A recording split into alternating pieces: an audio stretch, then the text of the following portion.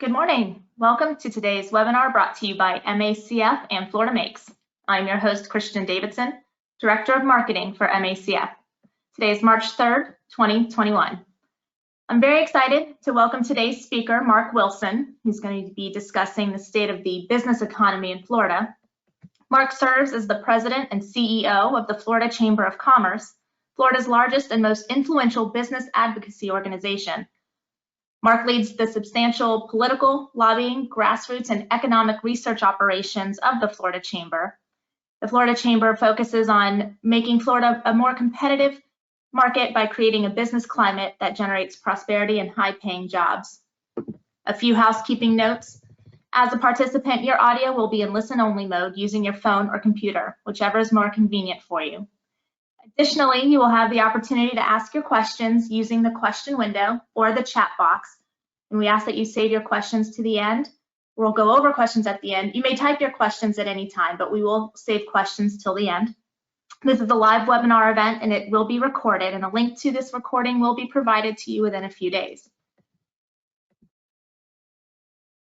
With that, I would like to switch the presentation over to Mark. Mark, take it away.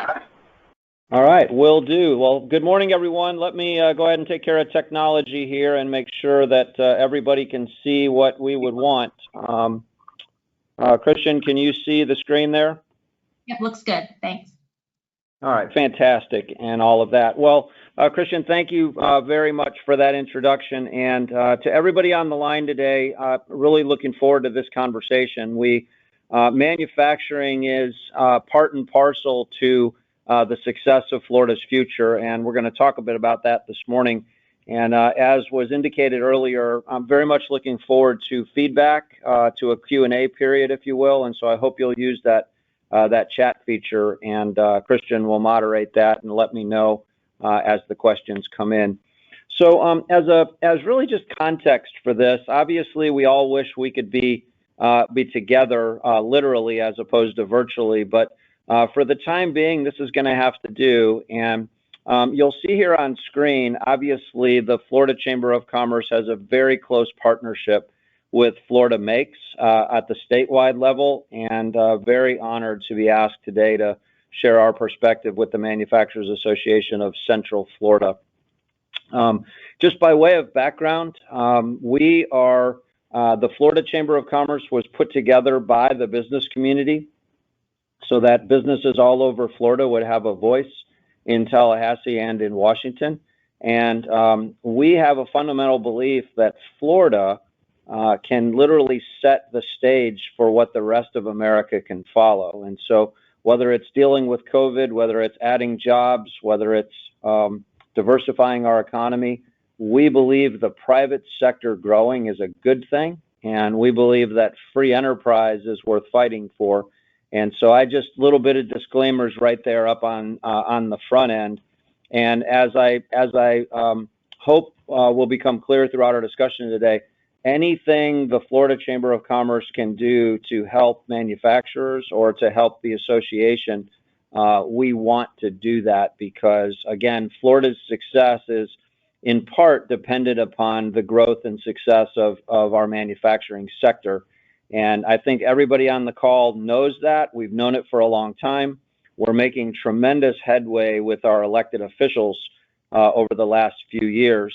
And all of our research certainly seems to indicate that manufacturing is worth investing in, whether that's workforce, whether that's incentives, whether that's infrastructure. And I think that'll become clear in terms of why as we go forward. And again, can't say enough about Florida Makes and Kevin Carr and the whole team there. We're on this journey together, and over the next 10 years, I think Florida is going to emerge not just as a state that has manufacturing, but I think Florida can emerge as one of the powerhouse states in terms of manufacturing hubs. And I hope to talk through that a little bit. So think about whatever challenges Florida has, we fundamentally believe can be solved by the business community putting their heads together, their dollars together, their muscles together, and their good old-fashioned know-how. And so that's a little bit of the answer to everything we're asked, whether it's workforce issues or whether it's, we have a huge legal lawsuit problem in Florida. All of these things can be solved by the business community uniting together. So a little bit of front end there. Very big picture to set up this conversation today. Our research foundation at the Florida Chamber every 10 years conducts a couple $1 million worth of global research. And what we look at is where can Florida be 10 or 20 years from now? And in order to do that, we have to look at where's the world going to be, where's our hemisphere going to be, and where can Florida be? So don't worry, we're not going to go through this entire report, but I do want to start off with this because it has to do with sort of our true north in Florida. So we're the only chamber in the United States with a full-time chief economist and a full-time research team. And in a world where we have term-limited politicians, it's important that the business community be the one to maintain this longer-term focus so that we can have this sort of true north, if you will. So here's what the data says. If Florida was a country, we would be the 17th largest economy in the world. So Florida's economy is bigger than Saudi Arabia, just to put it in perspective. We're at a $1.11 trillion GDP. If you look at the growth of Florida over the last 2 years, our GDP of Florida has grown more than the entire GDP of the state of Mississippi. Just to put that in perspective, and that's just over about a 2-year period of time. Why does all that matter? Well, why that matters is the research says that if the business community unites together around 39 very specific goals, that we can actually grow Florida's economy over the next decade to be the 10th largest economy in the world, again, by 2030. So if you want to know what the Florida Chamber of Commerce is up to, we are focused like a laser beam on unifying Florida's business community from Pensacola to the Keys around this notion that if we can grow jobs, if we can grow our GDP, if we can grow key industry sectors, that Florida can actually emerge as the national leader and we can become the 10th largest economy in the world. So no small task, but I wanted to say that right up front to give perspective to, why are we thinking so big and why are we asking the business community to step up and be part of something much bigger than a company or one industry. So these 39 goals, I'm going to talk about this most of my time today, just one goal, and I'll get to it. One of the 39 goals has to do with manufacturing. It's an industry that we need to grow and we need to support. In fact, it's the only industry that's called out among the 39 goals. And so that's why we're interested in this today. That's why we're interested in unifying together. Couple quick things before I really get into the meat of the program. Your association has agreed to work with us. We are in the middle of a massive statewide workforce skills gap analysis right now. We have about 50 local chambers of commerce throughout Florida that are participating, and we have several dozen associations. And Christian, thank you very much. Your association in Central Florida is going to send out a skills gap survey soon. I think it'll be in your next newsletter. And we're very interested in knowing what are your skills needs right now? What do you think they're going to be in the future? We actually testify tomorrow in the Florida House on a new workforce reorganization bill. And they're asking the business community, what do your members need for skills training and workforce training going forward? So this is sort of a live fire exercise. And we need as much real-time intelligence as you all are willing to give us. The survey will be anonymous. We won't know who said what, but we absolutely need to know directionally what do manufacturers in Central Florida need in terms of skills gaps, in terms of workforce training. I think everyone on this call knows. I hope you do. We have the #1 rated colleges and universities in the United States, according to U.S. News and World Report. We've been #1 for 3 years. But at the same time, manufacturers all over Florida tell us, we wish we could find more skilled workforce to meet the needs now and in the future. So we have a gap to fill here. We know it, and we need your help with it. I also want to start off with a little bit of political context, or context rather. Today's presentation is not political in nature, but I think it's important as employers that we have what I call walking around knowledge to know what are our employees and customers thinking about. And I find this particular poll incredible. This is our poll. The Florida Chamber of Commerce does very regular voter polling. We have 14 million registered voters in Florida. We have more Democrats than Republicans in Florida. But we asked the question, you know, when you think about Governor DeSantis, when you think about the Surgeon General, when you think about how has Florida handled COVID, I find it incredible that 68% of Republicans think that we've handled COVID just about right, and 68% of Democrats think that we've not been restrictive enough. And so, folks, we've not treated Republicans and Democrats any different.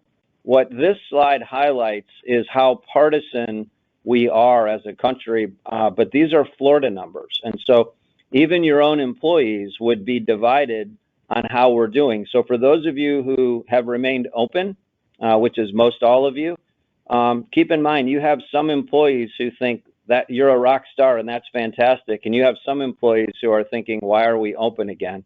Again, I'm not saying this is right or wrong. I'm saying we're a pretty divided country, and even within one employer, you have different perspectives among your employees, and I think it's important that we understand that and that we honor that as we keep growing our economy forward.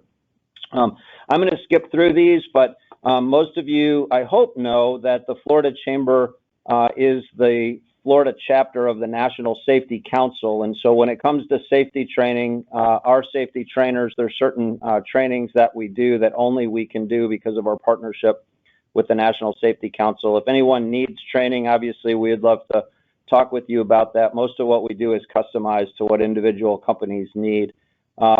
We have, just because we're talking to most of you in Central Florida right now, the country's biggest safety, health, and sustainability conference is coming to Florida. This is something we run.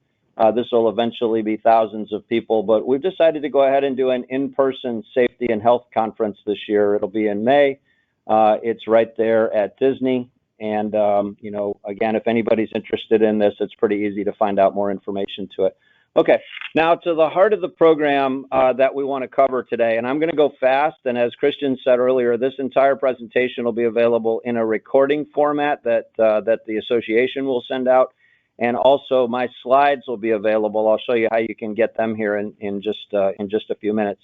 All right, so very big picture. Let me walk you through kind of what, whoops, hold on a second. Let's go back to Christian, what happened there? There we go, all right. Very big picture. I think what's important to see here is I mentioned the size of Florida's economy, but let me give you a couple more numbers. Over the next decade, Florida is going to grow by 4 million more people. So we're at 22 million residents right now, and we're going to grow by 4 million more in 10 years. We need you and other job creators in Florida. We need to create 2 million new jobs over the next decade. And look at the job numbers here. If you look back over the last 5 years in the United States, Florida job creators have created 1 out of every 11 new jobs in the United States for 5 years in a row. So this goes back to, we have to keep Florida, Florida. We have to not let Florida become like New York, Illinois, California, and New Jersey. That's going to increasingly be difficult to do because if you look at our growth, we're growing by 900 people a day in Florida, 7 days a week.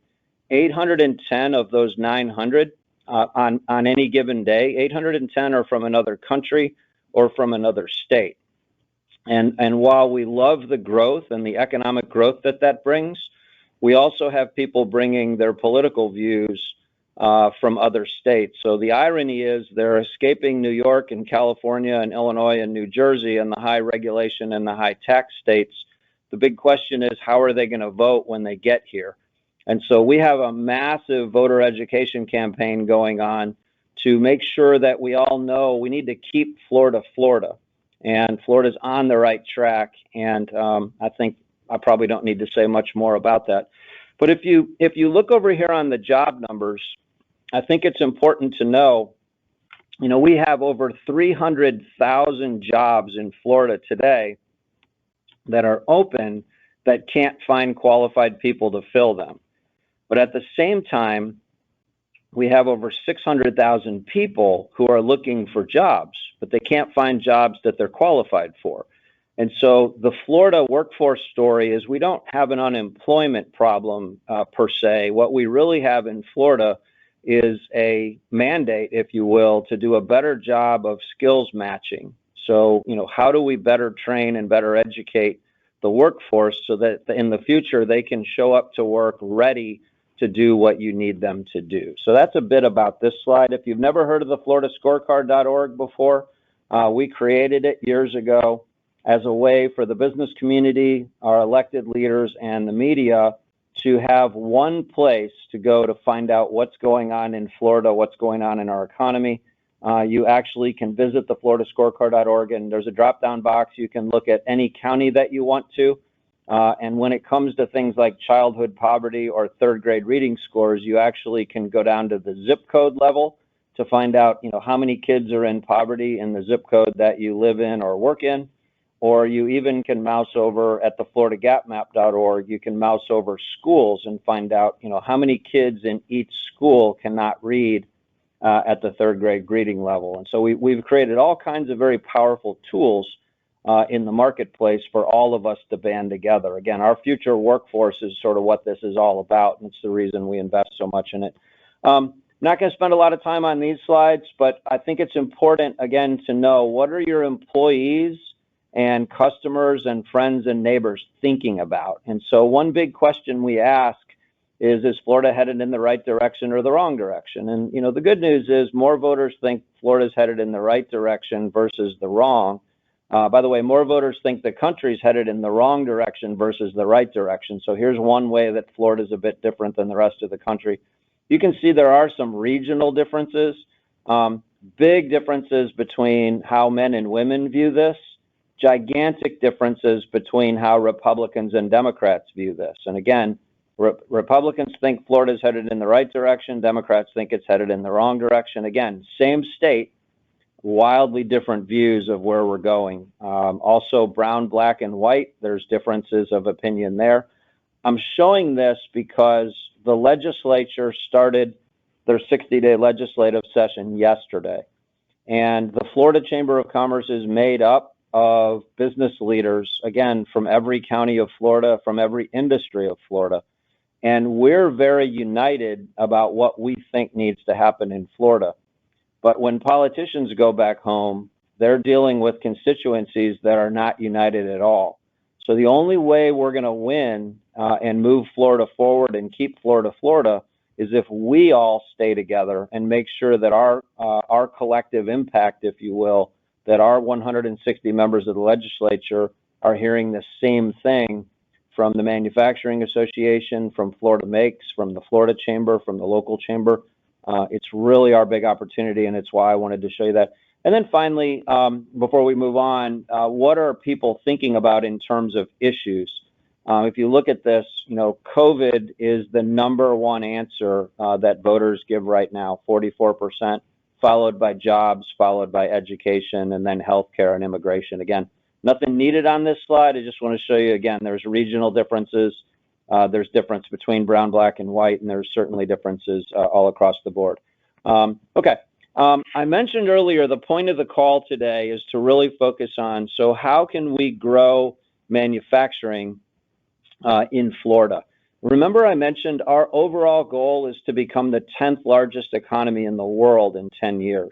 And right now in Florida, we have just under 400,000 manufacturing jobs.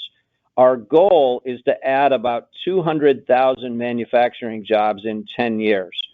And our overall goal is to be bigger than Illinois in terms of manufacturing jobs. So right now, we're the 12th state out of 50 in terms of number of manufacturing jobs. We need to be 5th in 10 years. And so again, I realize it's a moonshot, but what I'd like everybody to be thinking about is if you were in charge of this goal, and by the way, Florida Makes is our partner on this goal, so again, thanks to Kevin and the team there. If you were in charge of this goal, what do you as manufacturers need to help Florida meet this goal of adding 200,000 new manufacturers? And again, it could be workforce, it could be infrastructure, it could be investments, it could be a trade policy, it could be a regulatory challenge, it could be a litigation challenge. I want, as the Florida Chamber President, I want to know what the barriers are so that we can collectively go knock them down so that you can grow and we can grow our manufacturing ecosystem here in Florida. In terms of a little more in the weeds for all of you, every few years, we do a massive trade and logistics study. And this is the issue of where is reshoring happening? Where are the trade gateways? Where's trade going over the next 10 to 20 or 30 years?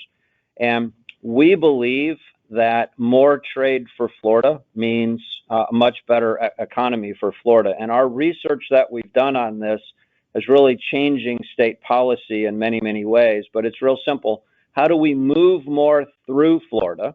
How do we make more in Florida, which is where you all come in?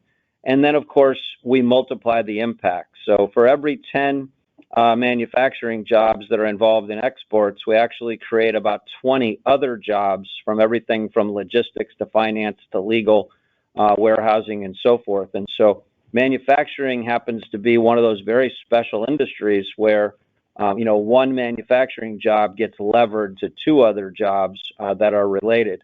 One of the research data points you probably heard that came from us is think about our 15 seaports that we have and think about all of the containers that are coming into Florida on any given day. Generally speaking, whether it's trucks or whether it's ships, if you think of every 100 containers that come into Florida full, half of them are leaving empty. And so that's why we need to make more in Florida. The only way we can fill them up when they leave is to make more here and to export more from here. And we've all flown or rented cars one way before. It's much more economical if we have round trips. And so one way we can make Florida more affordable from a trade perspective is to fill up these containers when they leave. And we want to know, how can we help you make more? How can we help Florida Makes meet this goal of 200,000 more manufacturing jobs? I think most of you know the person on screen. Bill Jurgen is a leader among leaders. Bill serves on the board of the Florida Chamber of Commerce, and we're so serious about manufacturing that in our January 2021 Economic Outlook and Jobs Summit, we asked Bill if he would share a few words about the future of Florida and the future of manufacturing and what would it take to help diversify and grow jobs. And so I've got a short video that I'm going to play for you here. And then after Bill's finished, we've actually got some specific manufacturing data and a few legislative items to cover. And then we'll won't be too long until we go ahead and get to the Q&A portion. So I'm going to go ahead and play this, and then we'll talk about it afterwards. I'm Bill Jurgen, and I'm the president and CEO of CorrectCraft. I grew up in South Florida, in West Palm Beach, actually, so I'm a native Floridian, and I love our state. And I'm happy to live here and couldn't imagine living anywhere else. I'm now the president and CEO of CorrectCraft. I live in Orlando. Over the years, we've become the leader in the towboat segment.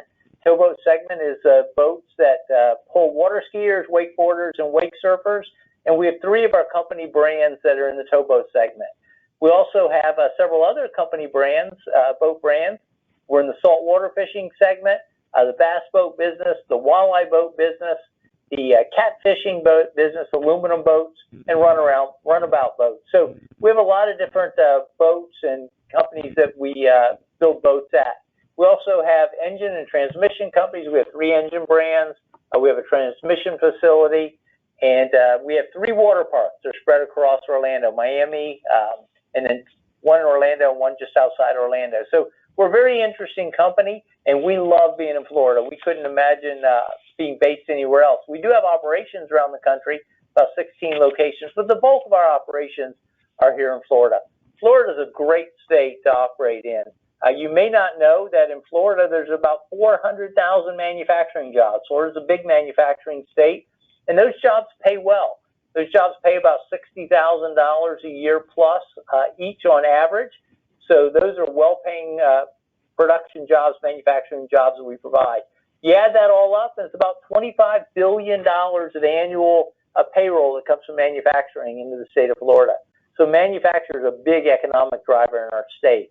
We're about 12th in the nation in manufacturing, but our goal, which you probably know, is by 2030 to be 5th in the nation. Now, the good news is that numbers 1 through 11 are all growing slower than us. We're growing faster than any of them. So we have a reasonable shot, a really good shot at reaching our goal being top 5 in the nation by 2030. We make the right decisions in the next few years. If you're interested in tracking these statistics or following this, go to the floridascorecard.org. They track where we are, how we're rated, number of jobs we have, average pay, all good information that you might find interesting. So what makes Florida so great? Why is it a great state to have manufacturing? Well, first of all, the climate, right? We all love our climate. We all love being here. We all love our beaches and other natural resources. And other people know about it. It's not a secret, of course. And so they want to be here too. So I think we've got a leg up right away with our climate. We have low taxes. Florida's known as a low tax state. Everybody loves low taxes, right? And so we have an opportunity to leverage that to bring manufacturing to Florida. And we've got a good regulatory government climate. We've got regulations, of course, but I believe our state does a good job of trying to manage the regulatory climate to have what we need, but not be overly burdensome on the company. And the state has also helped its companies grow. I know our company, the state's helped us grow all around the world and with different types of support. So we're thankful for that and glad to be in Florida for that reason too. But we can be better. What do we need to do? I think of two things in particular. One's related to technology. Computational power is increasing so dramatically, it's going to impact technology in ways we can't even imagine in the next few years. Whether it's artificial technology, robotics, nanotechnology, virtual reality, on and on. Technology is going to change dramatically, and it's going to improve dramatically, and it's going to impact our businesses. In fact, I think it's going to impact businesses so much that there's a good number of businesses in Florida that may not be around in 10 years for 2030 if we don't make the right decisions now. At our company, we've set up a special organization that just focuses on disruptive technology. It's looking at all the opportunities we have in this area, and we're trying really hard to make the right decisions so that we're around another 100 years. And then this last thing is people and education. When you talk to CEOs around the country and you ask them their number one issue, 90% of them will say the same thing. They'll say finding good people and finding people that can come to work and have an impact. So in Florida, we need to do all the things that we can to continue to educate and develop our employees. We need to teach our students employability skills, things that they need to know to come to work and be productive. We need to teach technical skills and leadership and management skills.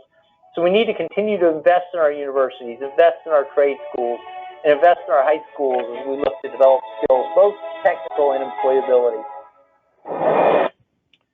All right, Christian, thanks for letting me show that. I think, if you look up in the dictionary, integrity and leadership, you find a picture of Bill Yeargin, and we're so lucky to have him on our board of directors representing a segment of Florida's economy that we're all focused on growing. So I have some slides now that talk about the industry, and then I want to talk about legislation and where we're going, and then we'll go right into Q&A.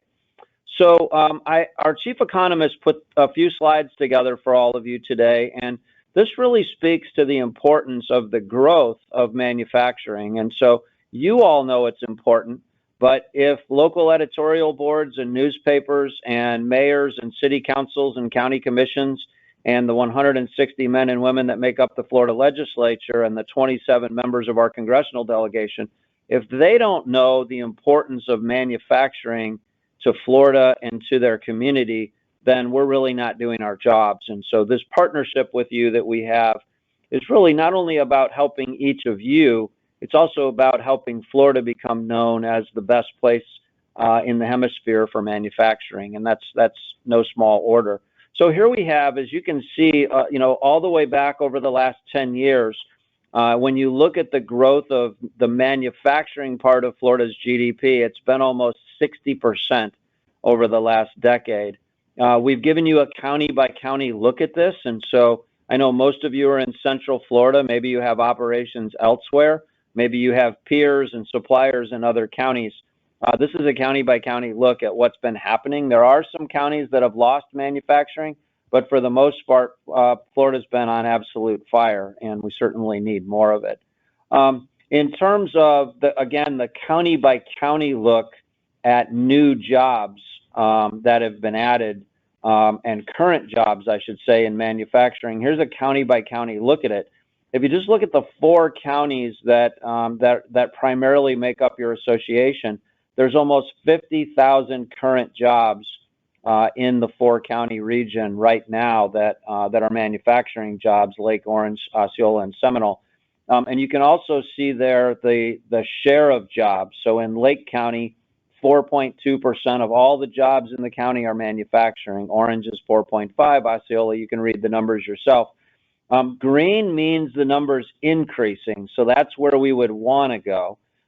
Seminole, even though you're at 4.1%, that's a fewer percentage of jobs than a year ago. And so we want all these numbers to be green. We want to grow the top line numbers because this is a bit of, Bill Yergin talked about computational power. And, really this is an algebra exercise. If we want that top left number to be 600,000, then we need the top numbers in all 4 counties to grow as well. We also took a look at what about wages, right? So manufacturing pays well above average wages in just about every market, but you can look at the manufacturing average wage by county here as well. Lots of data here. We don't need to go through all of this, but nonetheless, this is incredibly important. As Bill Yergin mentioned, statewide manufacturing wages are over $60,000 a year, and that's well above the state average. We also added, just because we had you all on the call today, I had our chief economist add for you, the 2 counties to your east, Volusia and Brevard, of course, with the Space Coast. And, look what happens to the region when you add those 2, right? Over 85,000 manufacturing jobs. By any stretch of the imagination, you are all a manufacturing powerhouse in Central Florida, as is South Florida in the Miami, Fort Lauderdale, and Palm Beach areas as well. Here's another perspective that I think is very important. I mentioned before, Florida has about 22 million people. By the way, we have more people than New York, but New York's state budget is twice the Florida budget. So think about that. About the same number of people, their state budget is twice. It's one reason so many people are leaving New York headed for Florida. But here's a look at where the next 4 million people are going to live. And again, we've given you a county by county perspective here. Companies like banks, major retailers, major distributors are looking at these numbers because, this is the old Wayne Gretzky skate to where the puck's going to be, not where it is. And again, you can look all this up later. Happy to answer any questions on it if anybody wants to have an offline conversation about where we see population in 10 years.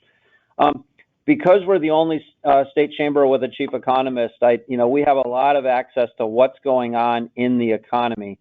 And what I wanted to show you here is Florida lost about 1.1 million jobs since last April. So yesterday was the 1-year anniversary of Florida's first confirmed case of COVID.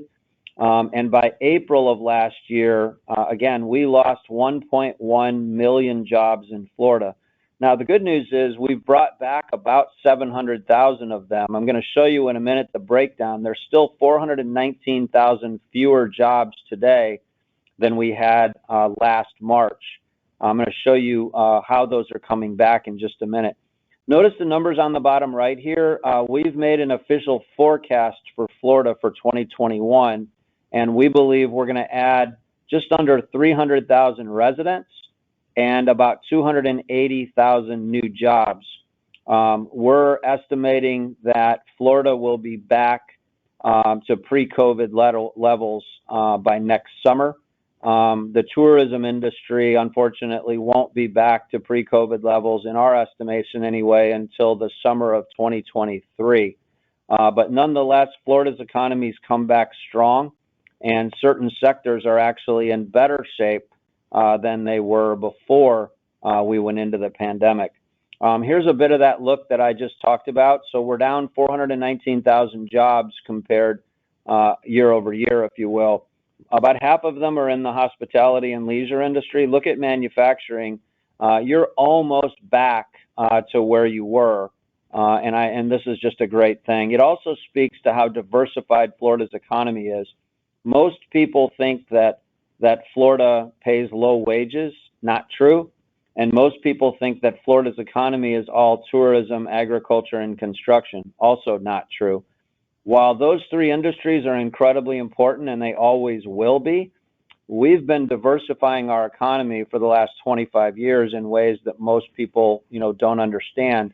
And so right now, today, if you take all 50 states, Florida has the 20th most diverse economy in the United States. And by doubling down on manufacturing with Florida Makes and the Florida Chamber, we're going to continue to diversify our economy. We need to be the 12th most diverse economy by 2030. And again, manufacturing helps with that in a big way. Most people think of Orlando and they think of this awesome company known as Disney, and that's great. What most people don't know is if you think of modeling and simulation, the Orlando market is actually the global capital or the global hub of all things modeling and simulation. It's actually a $5 billion industry in Central Florida alone, and it's literally the global hub of modeling and simulation. So part of our job is to get the word out that, we're not the same Florida that we were 30 years ago, and a lot to talk about there. I talked about year-over-year job changes. You can look this up later, but this is a county-by-county look. Most every county has fewer jobs in it than it had a year ago. Some are on the brink of just fighting back to break even, but nonetheless, this is a county-by-county look at that. Also, folks, another sobering note here, and this is directly related to COVID. So we're down 419,000 jobs on the year over year. But I think what's important to notice here is, see that number, minus 276,000? We've actually had over 275,000 people in Florida leave the workforce. In other words, they left work. They're no longer looking for a job, so they're not even counted in the unemployment numbers. What's sobering about this is most of these numbers are women who have had no choice but to stay home because maybe their child care facility is closed, or maybe their school was closed, or maybe their caregiver is no longer available. And so we have a major league disruption going on in the workforce right now. And I don't have to tell any of you, whether it's a mom or a dad or two-parent or one parent or a single dad or a single mom, whatever configuration you want to talk about, if there's nowhere for the kids to go, that's a quality place, that's an affordable place, it's going to have an impact on workforce productivity. We're actually in the market right now doing a second study, a COVID impact study that we'll have the results of in June. One of the challenges, and I don't want to get too far in the weeds on this right now, but Florida has America's first $15 an hour wage mandate, and that kicks in over the next couple of years. One industry that's going to really take it hard is the childcare industry. So think about daycare facilities, think about early learning facilities. When they have to pay $15 an hour, many of them have already told us they will close. The ones that will remain open are going to have to charge more. And so for those of you who have employee base that relies on people taking care of their kids during the day, you'd be very wise to start thinking about how you're going to handle that on a go-forward basis. This is a global problem, not just an American problem, but it's especially acute here in Florida because we really have to figure out how we're going to solve this in the coming months, not the coming years. So stay tuned on that. I mentioned the legislative session that we literally just started yesterday. The governor launched the State of the State yesterday. Our business is to work very closely with the House and Senate, as you can imagine. As a result of the last elections in the fall, I know most people talked about the presidential election, but there were quite a few Florida elections. The Florida House and the Florida Senate got slightly more Republican than they were before, and they're already dominated by Republican leaders. But there's already quite a bit of activity. We've had almost 3,000 bills filed for the Florida legislative session this year. About 250 will probably pass. In my experience, that's about where we end up. Our team's already testified over 30 times, and we're really just getting started. There's a lot of effort underway on reconfiguring Florida's workforce system. So my team, we have 35 lobbyists on our team, and every single one of them are working on one version of a workforce rewrite or another. So again, that survey that is going to be sent out in your newsletter, you'd be doing yourself and us a big favor by giving us perspective on what do you need the legislature to either start doing or stop doing. In terms of our overall legislative agenda, again, it's tied to our 2030 blueprint, and it's all about growing the private sector. What you're looking at here are pictures of what the Capitol in Florida looks like on any given day. And for those of you who've been in this process for a long time, the obvious point here is the Capitol is generally closed to outside visitors unless you have a special invitation. And so if ever you were going to call your legislators or email or text or go into your office today and send a video message to your senator and your House members about issues that really matter to you, folks, this is the year to do that. They don't have thousands of people coming to visit them. They don't have 12 people in their waiting room coming in to see them. They literally, they're in a bubble, and the only way they can hear what's actually going on back home is if you call them, email them, text them. My favorite would be, go out on the floor and put a short video together, a 2 or 3 minute video, and let them know what your most important issues are and how if we're going to add manufacturing jobs in Florida, here are the kinds of things that they need to be doing. Again, I can't stress enough the importance of doing that right now. Again, there will be about 3,000, probably 3,500 bills filed when it's all said and done. A couple of things I wanted to highlight here. Economic development and specifically giving employers a qualified incentive to add jobs and add capital is something that's really important here in Florida. Every other country does this, most other states do this, and we need to be able to compete with other states when incentives matter. In terms of lawsuit abuse, I'll talk about that in a moment, but specifically COVID liability protections. Many of you have put your life savings on the line to stay in business and to keep your employees and your customers and your vendors safe. If you think about the billboard trial lawyer industry that we have in Florida, Florida has the 5th worst legal climate in the United States. It's one of those things we absolutely have to fix. Drive around Florida or turn on the radio or turn on TV, and Florida has more billboards encouraging you to sue somebody than any other country on the planet or any other state in America. And it's really unacceptable. And we're doing everything we can in the elections process and the policy process to fix it.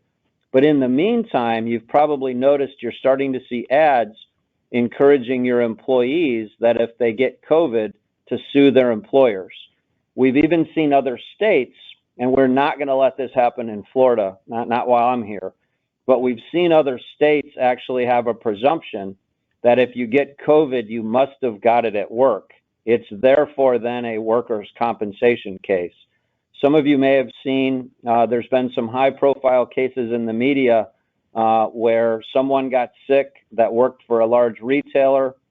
They now have gone back and are essentially filing wrongful death against the retailer, and the judge refused to throw it out. So this is real stuff. It's a heyday and a payday for these billboard trial lawyers. It's unconscionable to think that as you all were keeping your companies open, that the trial lawyer industry wants to come after you and blame you anytime somebody gets sick from COVID. I don't have to tell you the OSHA implications on this, but the Florida lawsuit abuse implications are big. We have several bills moving in the legislature. Can't thank Governor DeSantis enough. He actually talked about this just recently in some of his public comments, that we have to protect local businesses from these frivolous lawsuits, and it's become one of our #1 priorities this session. And you have my word, we're going to do everything we can to protect you on that. Research and development, I don't think I have to tell you the importance of Florida becoming a national research and development powerhouse, and we have legislation on that. We talked about economic development. We've talked about workforce quite a bit, and also on infrastructure. Congress will pass an infrastructure package. Unfortunately, Florida has invested record numbers over the last 5 years in infrastructure, and that's a good thing. We have some of the safest roads and bridges in the United States, but with 4 million more people moving to Florida over the next decade, and by the way, 50 million more annual visitors will be in Florida in 2030 than were in Florida in 2018. 50 million more. So our roads, our bridges, our ports, our spaceports, our airports, and so forth, they need to be top notch. Most other states have not kept their infrastructure up to speed anywhere near what Florida has. So the federal concern we have is, will Florida be a donor state? Will we be sending money to Washington so they can send it to other states that have not been as responsible as we have? But the Florida legislature, we're asking them to invest even more in infrastructure. Think of interchanges in rural parts of Florida. Think of broadband technology that will allow you to operate businesses in parts of Florida where you haven't been able to before. So I'll move off of this, but needless to say, we're on day 2 of a 60-day legislative session, and we need all the help we can get. I mentioned lawsuit abuse reform. We couldn't ask for a better partner than Governor DeSantis on this. Again, Florida ranks 46th out of 50. We have the 5th worst legal climate in the United States. The average family of 4 in Florida pays over $4,000 a year in higher costs for everything from toothpastes to cars to haircuts, all because of that. Whoops, let me go back to where we were. Thanks. In terms of what voters think about this, remember the COVID liability piece I talked about? So about 75% of voters think that the legislature should protect you from these frivolous COVID liability suits. I can assure you all 160 members of the legislature have received this from us, but feel free to send it to them as well so that they know that this matters to you, to your vendors, to your family. We don't need to go through the details of any of these bills unless you want to, but again, there's a couple bills. One focuses on all of you.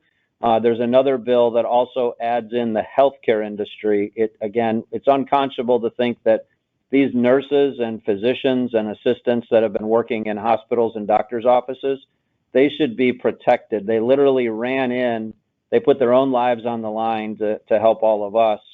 And the trial lawyers in Florida don't think that they should be protected from COVID protections. It's insane, but it's the political process. So that's another fight that we're in the middle of right now. So Christian, if it's all right with you, I know I've covered a lot of ground. Let me end by where we started, which is, manufacturing. If we could buy stock in Florida, I would be buying as much of it as I could afford. And if Florida was a mutual fund, we'd be putting as much into our manufacturing sector as we possibly could. It needs to be championed, supported, and grown.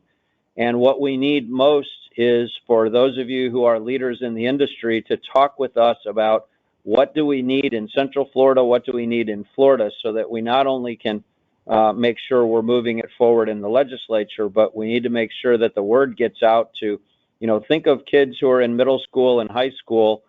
They don't know that manufacturing jobs are awesome. They don't know what they pay. They don't know how meaningful they are. They don't know how safe they are. And they darn sure don't know that they're available right here in Central Florida. So anxious to take any questions that you might have. But Christian, I'm going to turn it over to you and let you sort of guide and moderate where we go from here. Thank you, Mark. Yes, you covered a lot of ground and a lot of interesting insight in today's presentation. We will be taking questions now. Please use the question window or the chat box, either one. I'm going to monitor those, so go ahead and send your questions in. We'll start off here. Mark, how do you see the growth in Florida over the next few years impacting the cost of living here in Florida? Yeah, it's a really great question, and it's a double-edged sword, right? So I think we all learned a long time ago in economics, supply and demand is real, right? So if you look at what's happening right now to home prices, for example, they're going up dramatically in Florida.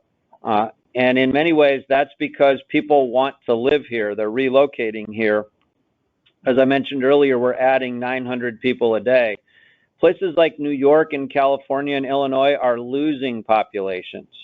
And so, in fact, if you want to move from New York to Florida, one of the challenges is, house prices are going up in Florida, house prices are going down in New York, so you're kind of squeezed both ways. But let me speak specifically to the biggest concern that we have. You're talking about cost of living. Two things. One, workforce housing before COVID started was one of our #1 problems in Florida. So, if you want to work for a manufacturer, or if you're a nurse, if you're a teacher, if you're a firefighter, if you're in law enforcement, first responder, you want to live in Florida, but you can't afford, housing within 30 or 40 minutes of where you work. And unfortunately, this is real for many parts of Florida. So we have a massive effort underway on the housing issue, and that's its own issue. In terms of cost of living, there's much that the legislature can do to bring down the cost of living and the cost of doing business in Florida. And again, things like lawsuit abuse are things the legislature can do that bring down the cost of living. Everybody in the media wants to talk about businesses should be forced to pay more money. Well, if the goal is to have employees take home more, as we all know as business leaders, and I have 45 employees here, so we deal with this every day. There's two sides to that equation, right? One is to pay more. One is to drive down the cost of living and the cost of doing business. And so, for example, on auto insurance, Florida has the second highest auto insurance rates in the United States. And it's not because we have more accidents, it's because we have more lawsuits. And the legislature is addressing that this session. If you look at what local businesses pay to rent either office space or a facility to manufacture in, if you will, if you don't own your space, Florida is the only state in the country that charges businesses a sales tax on the rent that you pay to rent your space. And so, we all think that everything in Florida is perfect, but our litigation system and the way we tax businesses in certain areas are actually adding costs to the cost of doing business and the cost of living, because, of course, all of you have to pass those costs on to your customers. That makes you less competitive, and it makes it more expensive to live in Florida. So I wish I could tell you that the cost of living and the cost of business is going down. Unfortunately, it's not. If you think back to a half hour ago when I was talking about these containers that come into Florida either on ships or on trucks or on trains, for every 100 that comes into Florida full, they're leaving, only half of them are leaving full. So one way we can drive down the cost is to fill them up when they leave. And again, it all sort of creates this virtuous cycle that drives down costs and drives up sort of Florida's competitiveness. So I hope that helps a little bit. But again, 22 million people going to 26 million people over the next few years, 10 years. Thank goodness we do not have a personal income tax in Florida.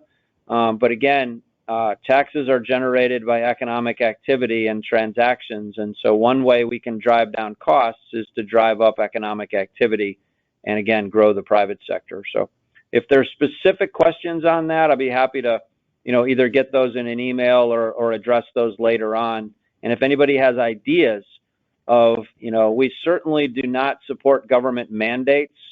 If the government came out and started mandating how we have to reduce costs and so forth, then businesses would just leave Florida. That's what places, that's what other countries like France do, and that's what other states like California and Illinois and New York do, and we're not going to have that here.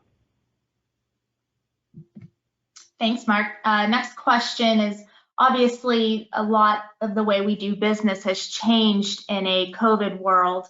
What are some of the trends that you see sticking around for the long haul post-COVID, and how do you think that'll affect the manufacturing industry? Yeah, it's a great question. I think it can be a net winner for manufacturing. We actually started getting this question almost 9 months ago. We've hosted over 60 Zoom calls with over 20,000 people in that time frame, and this question comes up on every call. So let me take a couple things that are here to stay. The use of technology. So for example, think about telemedicine. The Florida Chamber passed legislation 2 years ago to dramatically accelerate the use in Florida of telemedicine. Oddly enough, the doctors are the ones who opposed it because it really upset their funding model, and the fact that you could have any doctor help you out was not something that supported the old model. But nevertheless, think about in the COVID environment, we had millions of people who visited their doctor for the first time via technology. And now and by the way, talk about a generational shift. An entire generation just visited their doctor over the last year electronically. And what we now have is an entire generation who are saying, you know what, I'm never going to go back to the doctor's office again if I can help it. There's no reason. This telemedicine thing works. I love it. And it's now becoming the preferred choice of how to access your doctor. So, if you need to see your doctor and she has office hours, most people are now preferring to see their doctor via telemedicine. So that's here to stay.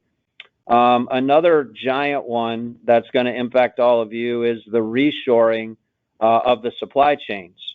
And so, again, we were working with McKinsey on this almost a year ago. As soon as COVID happened, as soon as we started seeing shortages of, everything from ibuprofen to brake parts, we started thinking, wait, we have a huge trade and logistics play in Florida. We need to add manufacturing jobs.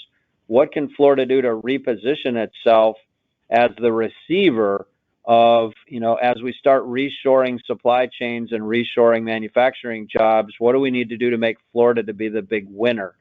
So, that's a big part of our legislative agenda this year. It's a big part of what we've been working with Florida Makes on. And we just announced a massive several $100,000 research initiative, which is it'll be called our Trade and Logistics 2030 report. Florida Makes is a big part of this. And the question that we're researching this year is as global trade patterns and supply chains and manufacturing changes over the next decade, really as a result of COVID, not only the result of shipping lanes and things like that, how can Florida be the big net winner? So in December of this year at our annual Transportation and Logistics Summit, we'll be unveiling the results of this massive new trade and logistics study. So reshoring is here to stay. I don't think it mattered which administration was going to win in D.C. The American people want this, and it's a big opportunity for Florida to be a net winner.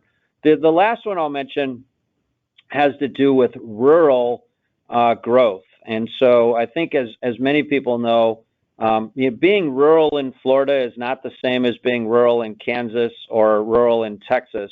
There's nowhere in Florida that's more than 60 miles from a major metropolitan area.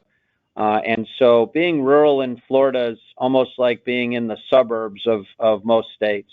I say that to say this: we have nearly 30 counties that are designated rural. And one of our goals by 2030 is to double the percentage of Florida's GDP that comes from rural Florida. So here's what's happening. One of the challenges that you have as manufacturers, if you were going to move a facility to rural Florida, Many places in rural Florida have great infrastructure. They're close to highways, they're close to rail. They don't have the one thing you need most, which is a workforce. And so now what's happening is talk to any realtor that sells real estate in rural Florida, and they will tell you they're literally on fire. Companies and families are moving from up north and other parts of Florida to rural Florida. We actually have people leaving Miami and Tampa and Fort Lauderdale and Jacksonville. They're moving away from the metropolitan areas and they're moving their families to rural Florida. So we're running into two challenges with that. One is broadband communication. So you're going to see a massive push to immediately make broadband coverage available statewide, especially in rural areas. You know, it's hard to go to school virtually, and it's hard to work if you don't have really good access, internet connectivity, and so forth. The second thing that's happening, and where I'm really going with this, is families are moving to rural Florida. And that means it's not just mom and dad, but it's 2 or 3 kids. And oftentimes those kids are working age.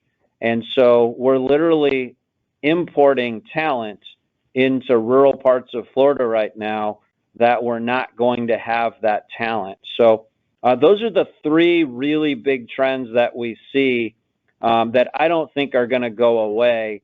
I suppose a 4th one that's debatable is, you know, we've had a lot of companies say that, you know, they're never going to go back into an office environment again. You know, it remains to be seen if that's a permanent decision or not. But for example, Nationwide Insurance had, I believe, 7 offices in Florida. They sent all their people home, put up their buildings for sale, and said, we're never going back into the office. You know, jobs that can be done remote are permanently going to be remote. So that'll certainly be a disruption in the next 5 years. We have an awful lot of office buildings that, you know, don't have high occupancy right now. So that's a major disruption and a challenge. I think we're going to see a lot of rents and mortgages that are never going to get paid. But nonetheless, I think those are the 3 big trends that are here to stay. Great insight, Mark. Next is, you know, you're privy to a lot of the conversations that go on up in Tallahassee regarding education, and there's been so much focus lately on technical education, and we talked about workforce skills gaps and shortages. Do you see a continuing trend towards pushing technical education versus some of the other forms of education, and how do you see Tallahassee responding and continuing to support technical education for manufacturing?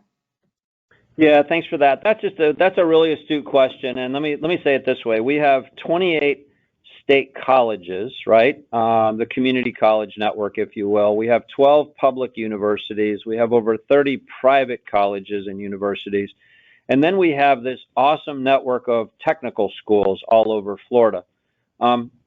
Let me say it this way. We believe at the Florida Chamber that if you look at the fact that we need to add 2 million new jobs over the next decade, and again, one thing I'm working on right after this presentation today is, I mentioned we're in the field right now doing a workforce study, and you all are going to help participate in that. I just got to look at where we are so far on numbers, and let me answer it this way. 78% of businesses tell us they expect to hire in Florida over the next year. Only 11% do not. But here's a number that'll begin to answer your question. We ask, generally speaking, when you hire new employees in Florida, are they ready to work or do they need additional skills training? And again, the live number that just came in, you know, about 45 minutes or an hour ago is 47% have said people are ready to work when we hire them. But in Florida, 53% of people you hire need additional skills training.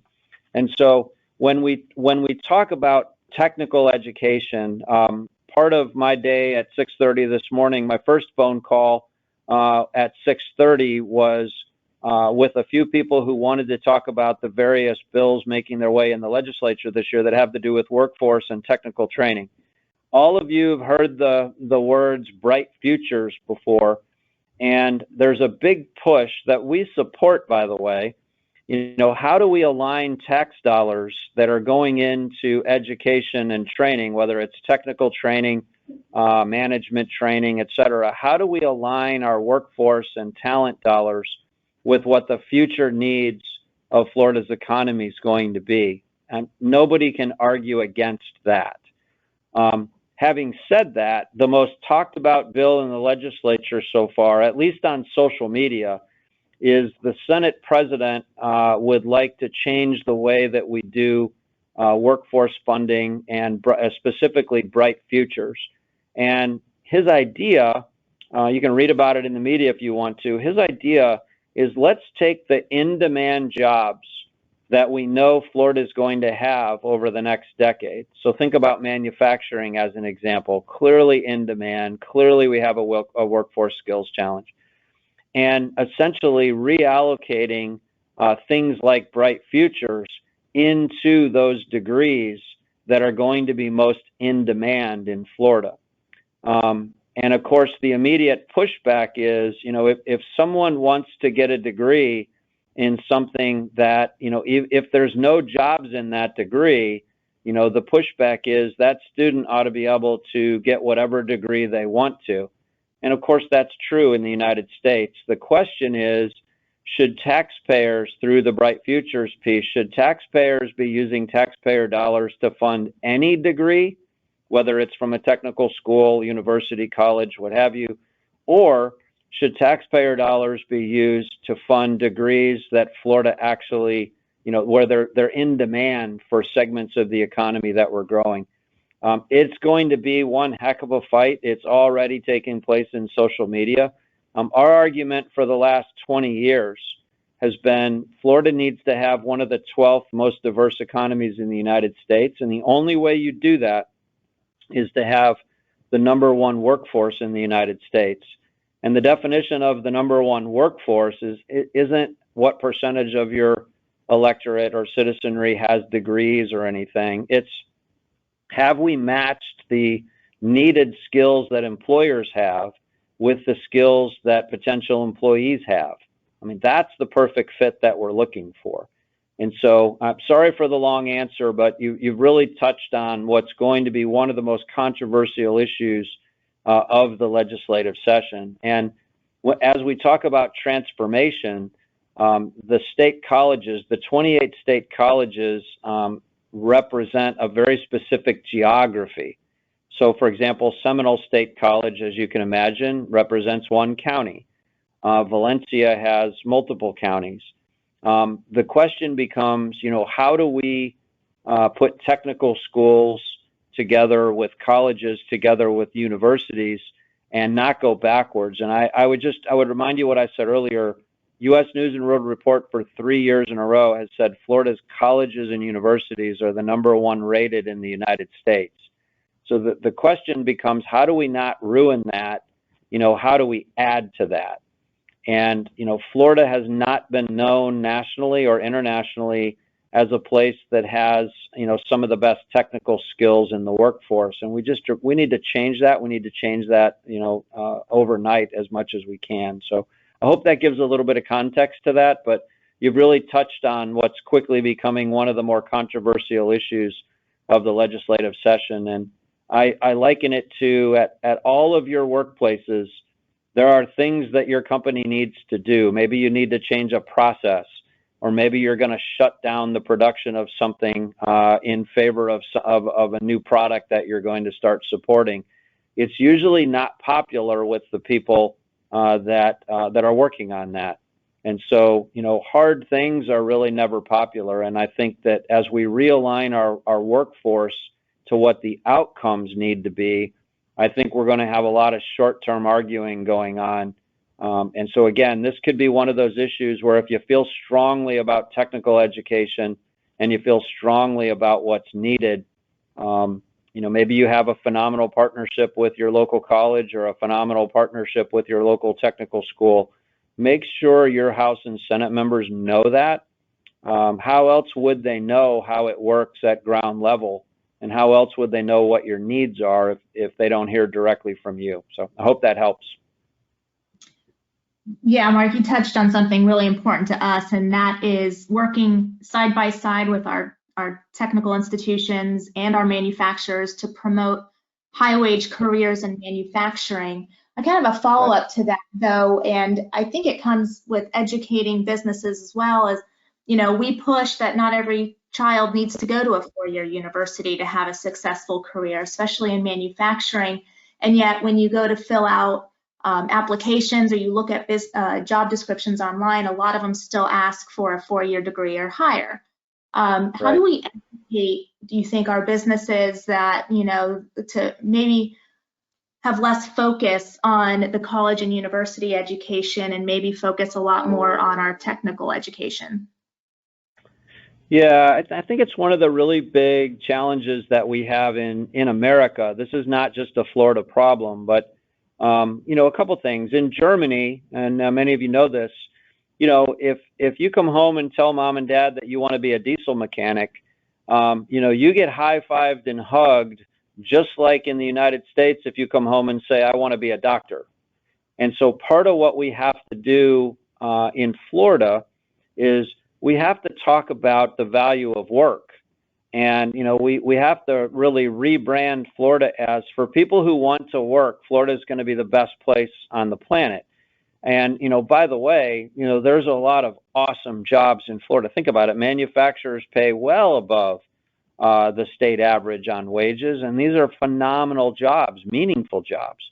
The problem is people don't know about them. And, not to get too personal here, but in my own example, as president of the Florida Chamber, I arguably have access to information that most people don't have. And in my own family, I can remember talking to my middle son, Matthew, years ago about, there's no reason to pursue a 4-year degree. He has a huge interest on the technical side. And we started talking about technical schools and 2-year colleges and the 6-figure opportunities that exist. And even in my own family, with all the resources I have access to, it took a long time because my son would always say, no, all my friends, are doing the 4-year thing. I got to get the university degree.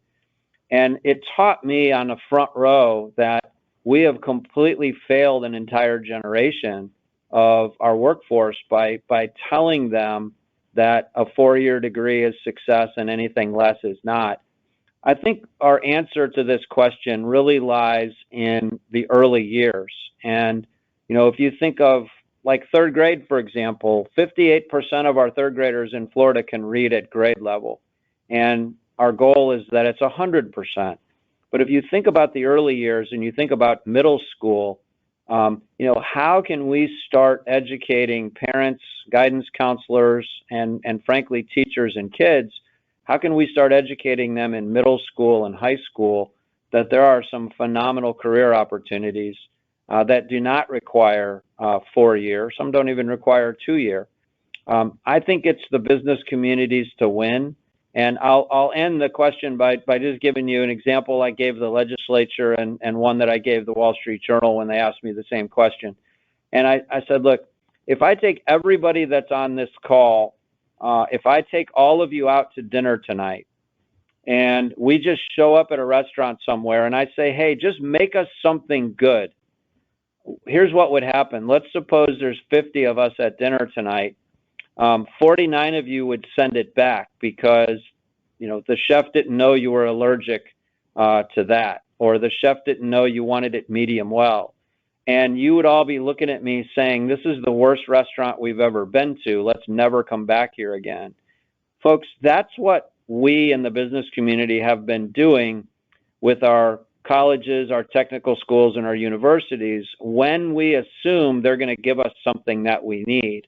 And so, again, it might be hard to hear, and I don't mean to offend anybody, but I think rather than waiting on the legislature or even waiting on certain schools, I think one thing we can do at the association level, at the company level, at the community level, is we can get really serious about what exactly are we going to need in terms of skills, in terms of job capabilities. And then how can we collectively, through our associations, through working with these institutions, how can we start being better over the next 1, 2, 5, 10 years at being very clear about the jobs that are going to be available and the skill sets and the occupations that are going to be available, as well as the training and skills that are needed, and where do you go to get them, right? And so I could give you, 10 days of stories about this, but you're absolutely on to the right question. We have asked local newspapers, we've asked local radio hosts, we've asked local county commissions and school boards to all start posting, how many jobs are going to be created in this county over the next 10 years. What industries are they going to be in? How much do they pay? How in demand are they going to be? What schooling and training is going to be needed?